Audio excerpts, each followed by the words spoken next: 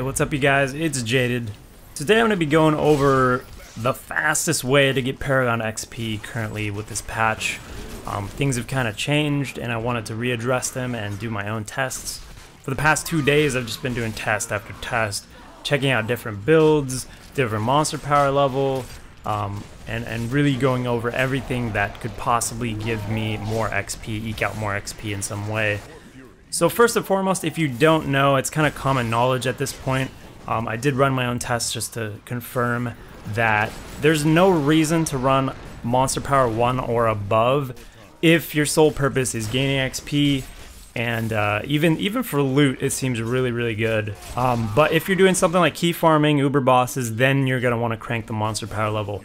You know, from my tests and from pretty much the community's test, running Monster Power 0 in Act 3 is where you want to be at. And you don't have to worry about bad drops or something like that.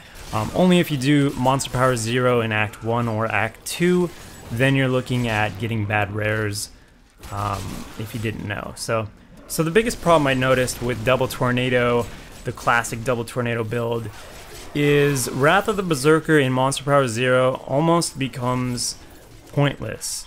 It falls off super easy, it's really stressful to keep up, you constantly lose it in any little gap of mobs, and even if you have a long stretch of mobs, you just don't get the fury that you typically do when stuff just has a lot of HP.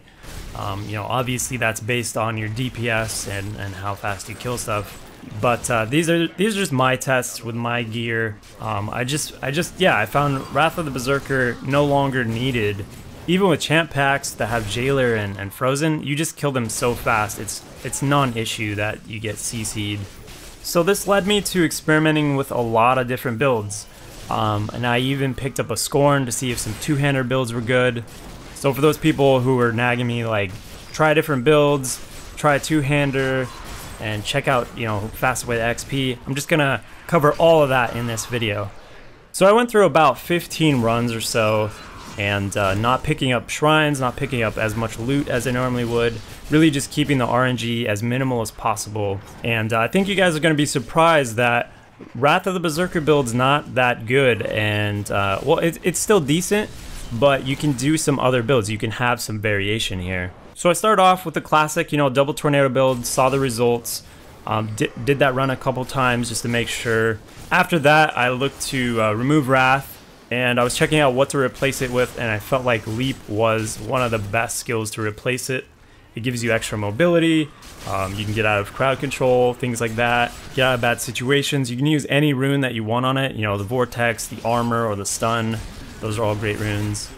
And yeah, now we no longer have this beast of a skill that we constantly need to feed Fury to, so we can change up our build entirely from that point if you wanted.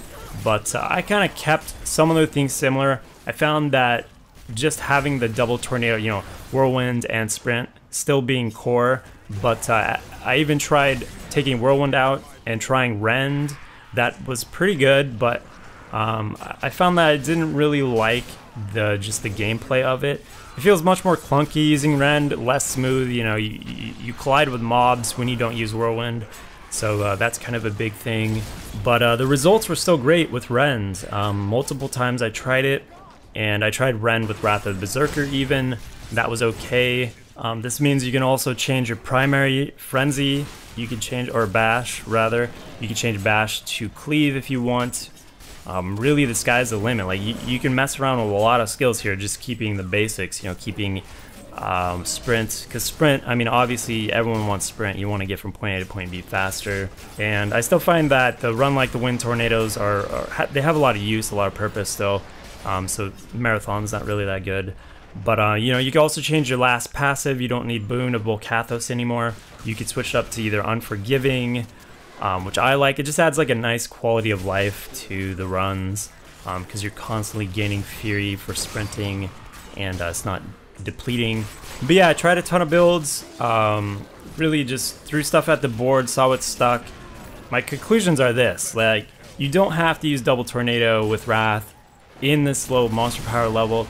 Keep in mind too that just because the numbers are higher on some of these runs, One thing I've noticed is I can get 62 mil as well as 58 mil with the same build. It just really depends on the RNG. So don't let that fool you. It just means that all of these builds work and they're all viable. But I was just having a lot more fun playing with the two-hander, playing with the Skorn. It's not even that good of a weapon, the one I picked up at least.